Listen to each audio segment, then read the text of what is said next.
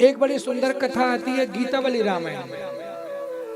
तुलसीदास जी ने 12 ग्रंथ लिखे हैं, उनमें से एक कवितावली रामायण भी है और एक गीतावली रामायण भी है। तो गीतावली रामायण ने कवितावली रामायण में मैंने पढ़ा कि जितने भी दंडकारण्य के ऋषि मुनि थे ना, सबने देखा कि राम जी तो अपनी पत्नी के साथ में सन्यास लेकर के घूम रहे हैं, तो हमारे पास भी एक पत्नी होनी चाहिए। तो अब लाएं कहां से? बाबा जी से कौन ब्याह करेगा? तो उन्होंने दिमाग लगाया कि भगवान श्री राम हमारे आश्रम के सामने से निकलेंगे तो एक एक शिला अपने अपने घर के सामने रख लो, भगवान उस पर पैर रखेंगे। जैसे गौतम की नारी अहिल्या प्रकट हो गई थी, वैसे एक एक चेली अपन को मिल जाएगी।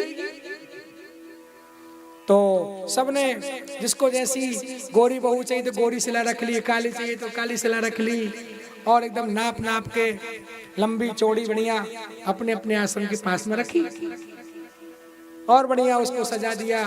कहा कि यहाँ से भगवान आएंगे तो भगवान के बोलो क्या चाहिए?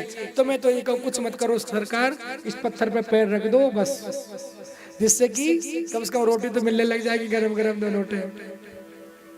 माँ का तो हाथ ही बढ़ गया सेकते सेकते।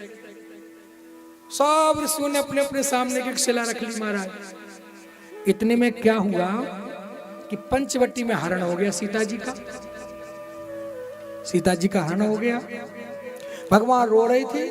भगवान ने रोने की लीला उन बाबाओं के चक्कर में करी ना, भगवान को रोने की जरूरत नहीं थी। जिनको वनवास हुआ तब नहीं रो, तो सीता के हरण में क्या रोते हुए? तो सबने कहा कि राम जी आ रहे हैं, राम जी आ रहे हैं, और शिलाओं को धो पोंछ करके इत्र सेंट लगा करके तैयार करके एकदम बिल्कुल फ्रेश करके रख दी।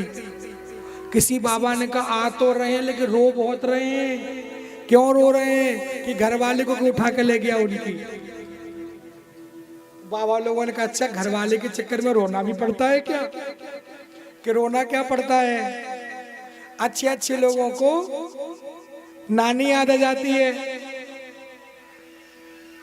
कहते हैं शादी का लड्डू जो खाया वो तो पछताया ही, और जिसने खाया वो ज्यादा पछताया।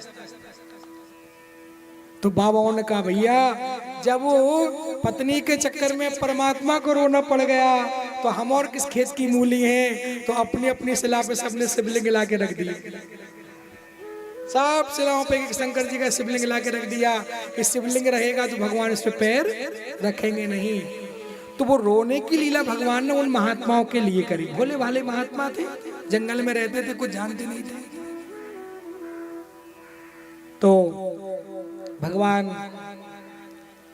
प्रतिज्ञा करके और पंचवटी में जाकर के विराजमान होते हैं। सभी ऋषि मुनि महात्माओं ने भगवान से प्रार्थना करते हुए वरदान मांगा है कि हे ठाकुर जी, जन्म जन्म रत राम पद यह वरदान नया।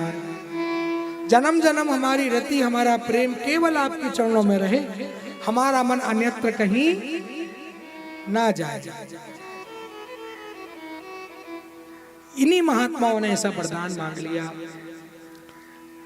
मम ही बसहु निरंतर सगुण रूप श्री राम। बोले विद्यानाथ की।